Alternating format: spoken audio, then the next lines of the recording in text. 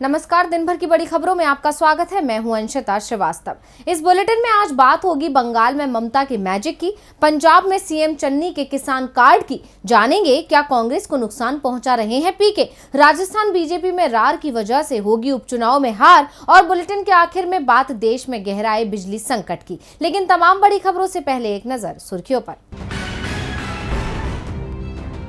लखीमपुर खीरी मामले को लेकर घिरी बीजेपी सरकार, अखिलेश यादव ने साधा निशाना, कहा बीजेपी का दबाव और नहीं सहन करेगा किसान। पंजाब कांग्रेस में नहीं खत्म हुई कलह, एजी और डीजीपी को हटाने की मांग पर अड़े सिद्धू, कहा वरना नहीं दिखा पाएंगे चेहरा। लालू यादव की विरासत को लेकर राजनीति शुरू, बीजेपी ने तेज प्रताप को बिहार सरकार से गुहार लगाने को कहा, तेजस्वी बोले बीजेपी ना दे दखल। यूपी चुनाव से पहले बयानबाजी का दौर तेज, बीजेपी ने एसपी, बीएसपी और कांग्रेस पर किया कटाक्ष, कहा दो युवा भी देख लिए बुआ बबुआ भी, मगर हुआ कुछ नहीं। 17 महीने बाद खुली नेपाल सीमा, भारत सरकार ने रोक हटाई, महामारी के नियमों का पालन जरूरी। सुर्खियों के बाद अब बात आज की सबसे बड़ी खबर की। पश्चिम बंगाल में विधानसभा उपचुनाव के नतीजे घोषित हो चुके हैं और इन परिणामों के साथ ही दीदी ने अपना दम भी दिखा दिया। भवानीपुर उपचुनाव में ममता बनर्जी ने ऐसा मैजिक चलाया कि प्रचंड जीत के साथ बीजेपी को बेदम कर दिया। भवानीपुर के साथ साथ 2 सीटों पर ममता बनर्जी की पार्टी ने महाविजय हासिल की, जिससे केंद्र की बीजेपी सरकार को जोरदार धक्का लगा। ये हार सूबे में बीजेपी के अस्तित्व पर सवाल खड़े करती है। बंगाल की सड़कों पर ढोल नगाड़ों की थाप पर नाचते ये टीएमसी के कार्यकर्ता उस जीत का जश्न मना रहे हैं जिसने बीजेपी के चेहरे की रंगत को उड़ा दिया है। साथ ही ये भी साबित कर दिया कि ममता के मैजिक के सामने सब फेल है। भवानीपुर उपचुनाव जीतकर ममता ने अपनी साख के साथ साथ अपनी कुर्सी भी बचा ली। अब सूबे में दीदी का दम ही बरकरार रहेगा। पश्चिम बंगाल की हाई प्रोफाइल सीट भवानीपुर से ममता बनर्जी ने बीजेपी की प्रियंका टिब्रेवाल को 58,000 वोटों से शिकस्त दे दी है। इसी के साथ ही जंगीपुर शमशेरगंज में भी टीएमसी ने जबरदस्त जीत हासिल की। इसके बाद ममता बनर्जी ने लोगों को संबोधित करते हुए कहा कि वो इस जीत के लिए भी सभी को धन्यवाद देती हैं। भवानीपुर में 46% गैर बंगाली वोटर हैं, सभी ने उन्हें वोट दिया। जीत की खुशी में ममता ने केंद्र सरकार को भी आड़े हाथ लिया। उन्होंने कहा कि इतने छोटे से विधानसभा क्षेत्र के लिए 3,500 केंद्रीय बलों की तैनाती की गई, हमारे खिलाफ साजिश की गई। इसी के साथ ही ममता ने नंदीग्राम में मिली हार का जिक्र किया और कहा कि ये मामला कोर्ट में है, इसीलिए वो कुछ नहीं कहना चाहती हैं। लेकिन यहाँ क्या क्या हुआ इसे लोगों ने देखा है। जहाँ एक तरफ ममता बनर्जी अपनी जीत से फूली नहीं समा रही है, तो वहीं दूसरी तरफ बीजेपी कैंडिडेट प्रियंका टिब्रेवाल ने अपनी हार स्वीकार कर ली है। उन्होंने कहा कि मैं हार स्वीकार करती हूँ, लेकिन मैं कोर्ट नहीं जा रही हूँ। प्रियंका ने टीएमसी पर तंज कसते हुए कहा कि वो लोग कह रहे थे कि ममता 1 लाख वोट से जीतेंगी, लेकिन उन्हें लगभग 50,000 वोट मिला है। मैं ममता बनर्जी को बधाई देती हूँ, लेकिन वो जिस तरह से चुनाव जीती हैं उसे सभी लोगों ने देखा है।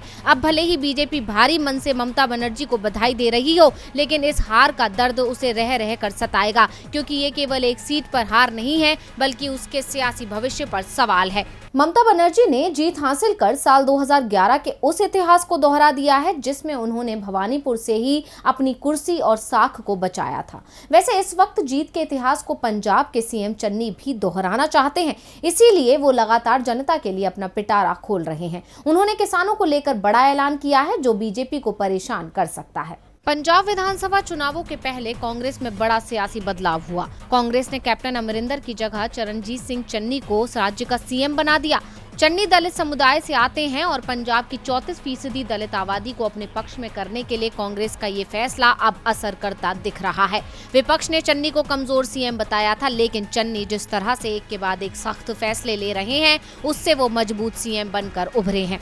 यहाँ तक कि नवजोत सिंह सिद्धू, जिन्हें विपक्ष की ओर से सुपर सीएम कहा जा रहा था, वो भी चन्नी के आगे हार मान चुके हैं। कांग्रेस ने किसान और बिजली पानी के मुद्दे पर जनता से कई वादे किए थे, जिन्हें अब चन्नी एक एक कर पूरा कर रहे हैं और किसानों से इसकी शुरुआत की गई है। सीएम चन्नी ने पंजाब के छोटे किसानों को बड़ी राहत दी है। उन्होंने घोषणा की कि अब छोटे किसानों का 25,000 तक का कर्ज माफ किया जाएगा। इससे पहले भी चन्नी ने रेलवे ट्रैक पर धरना देने वाले किसानों पर दर्ज मामले वापस लेने का ऐलान किया था।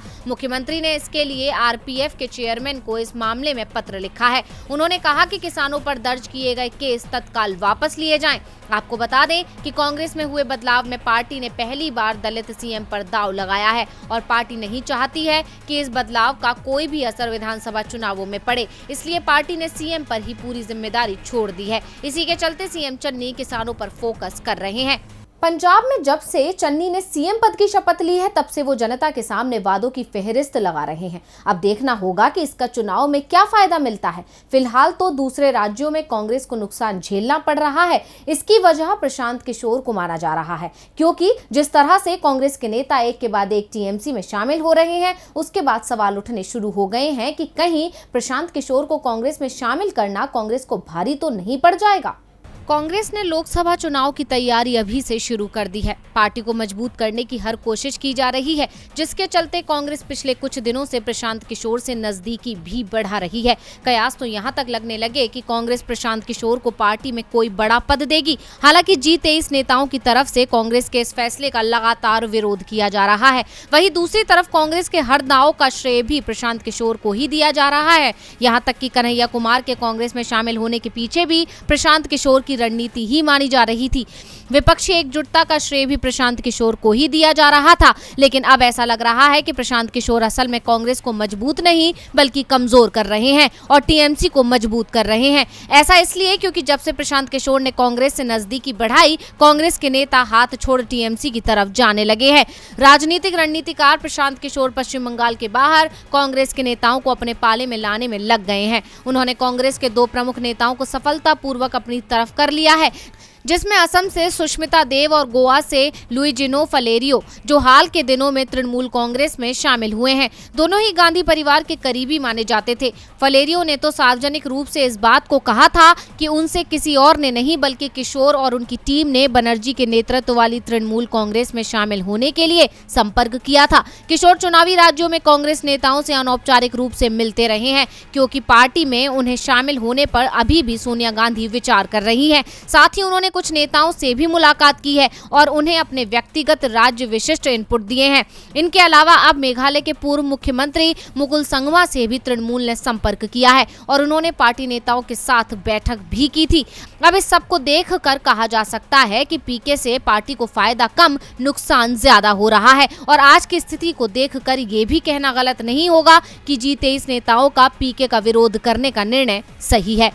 प्रशांत किशोर को लाकर कांग्रेस हाथ को ताकत देना चाहती है, लेकिन दूसरी तरफ पीके ही पार्टी के लिए परेशानी का सबब बनते जा रहे हैं। यहां तक कि कांग्रेस में पीके की वजह से कलह भी तेज हो चुकी है। वैसे कलह तो राजस्थान बीजेपी में भी मची है, जो खत्म होती नजर नहीं आ रही है। इसकी तस्दीक बीजेपी मीटिंग की तस्वीरों ने दी है, जहां एक तरफ वसुंधरा राजे तो बैठक में हिस्सा लेने पहुंची, लेकिन वहीं गुलाबचंद कटारिया नदारद दिखे।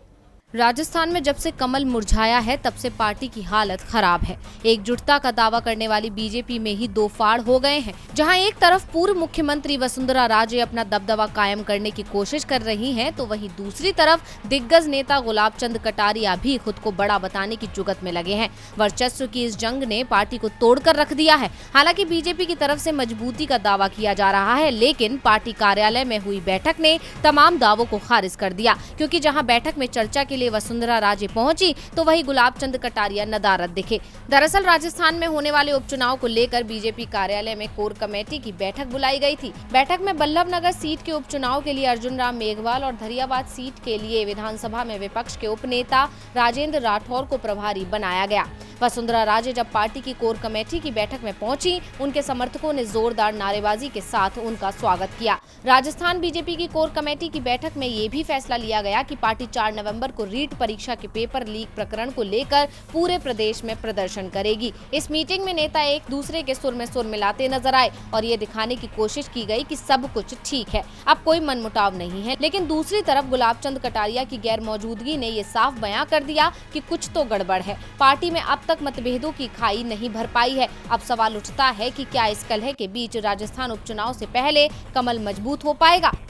बीजेपी बैठक में गुलाब चंद कटारिया की गैर मौजूदगी राज्य के साथ तकरार के साफ संकेत दे रही है, जिसका खामियाजा उपचुनाव में पार्टी को उठाना पड़ सकता है। अब खैर ये तो आने वाला वक्त ही बताएगा कि चुनाव में क्या होगा, लेकिन इस वक्त दिलचस्प तो उत्तर प्रदेश विधानसभा चुनाव का मुकाबला बना हुआ है, जिसे जीतने के लिए राजनीतिक दल रणनीति तैयार कर रहे हैं, साथ ही उम्मीदवारों को लेकर भी मंथन कर रहे हैं। सपा ने भी प्रत्याशियों को लेकर प्लान तैयार किया है, जिससे कई नेताओं की मुश्किलें भी बढ़ सकती हैं। जब चुनाव आते हैं तो राजनीतिक दलों के सामने सबसे बड़ी चुनौती उम्मीदवारों के चयन की होती है। अब उत्तर प्रदेश में विधानसभा के चुनाव होने हैं, इसलिए राजनीतिक दलों के बीच मंथन का दौर तेज हो गया है। जहां बीजेपी जातीय समीकरण बैठाकर उम्मीदवारों को मैदान में उतारने की तैयारी में है, तो वहीं समाजवादी पार्टी की नजर समीकरणों के साथ साथ दागियों पर भी है।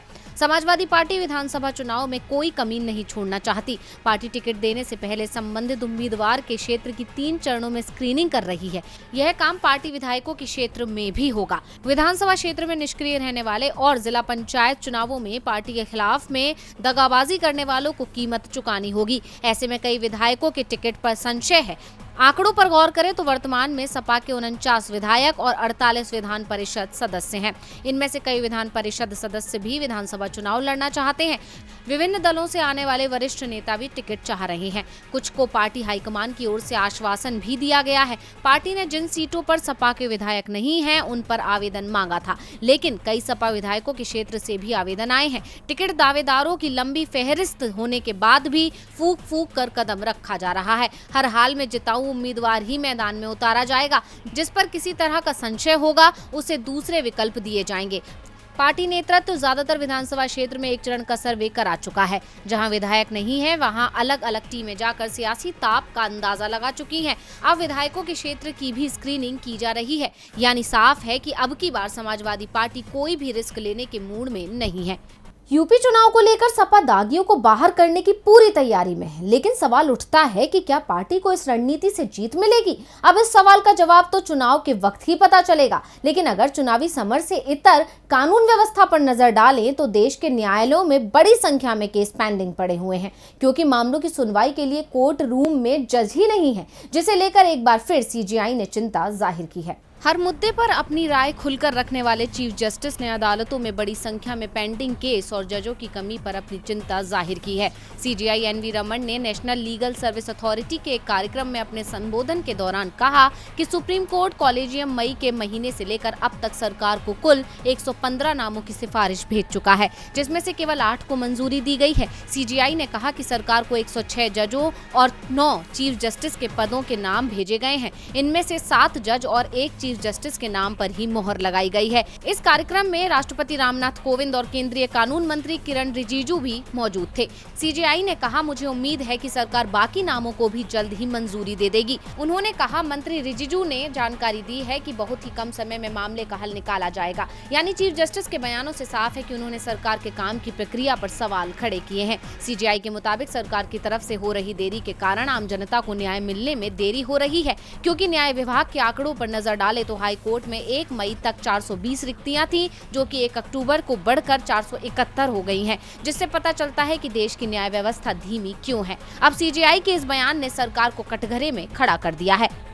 अब बुलेटिन के आखिर में बात देश में बिजली की कमी से खड़ी होती परेशानी की। भारत में आने वाले कुछ दिनों में बिजली की गंभीर समस्या खड़ी हो सकती है। दरअसल कोयले की आपूर्ति पर्याप्त मात्रा में ना होने के कारण बिजली उत्पादन में रुकावट आ रही है। तो क्या है देश के हालात और क्यों नहीं मिल रहा कोयला, जानेंगे इस रिपोर्ट में। भारत में बिजली उत्पादन कोयले पर आधारित है, लेकिन कोयले की कमी के चलते पावर प्लांट में बिजली उत्पादन में रुकावट हो सकती है। 2 महीने पहले ही कोयला भंडारण का आकलन किया गया था, जिसमें पता चला था कि अगस्त के आखिरी हफ्ते में बिजली उत्पादन में 13,000 मेगावाट की कमी आई थी। लेकिन ये स्थिति सुधरने की बजाय और भी ज्यादा बिगड़ती जा रही है। आज भी कम मात्रा में ही बिजली का उत्पादन हो रहा है, जिसके चलते मोदी सरकार पर सवाल खड़े हो रहे हैं और कहा जा रहा है कि जब 2 महीने पहले बिजली की कमी का आकलन कर लिया गया था, तो अभी तक इस पर कोई आवश्यक कदम क्यों नहीं उठाए गए? क्यों मोदी सरकार नींद में है और कब तक इस पर कदम उठाए जाएंगे? आपको बता दें कि देश के 135 थर्मल पावर संयंत्रों में से 72 के पास महज 3 दिन और बिजली बनाने के लायक कोयला बचा है। ये संयंत्र कुल खपत का 66.35% बिजली उत्पादन करते हैं। इस लिहाज से देखें तो 72 संयंत्र बंद होने पर कुल खपत में 33% बिजली की कमी हो सकती है। बाकी 50 संयंत्रों में से भी 4 के पास महज 10 दिन और 13 के पास 10 दिन से कुछ अधिक की खपत लायक ही कोयला बचा है।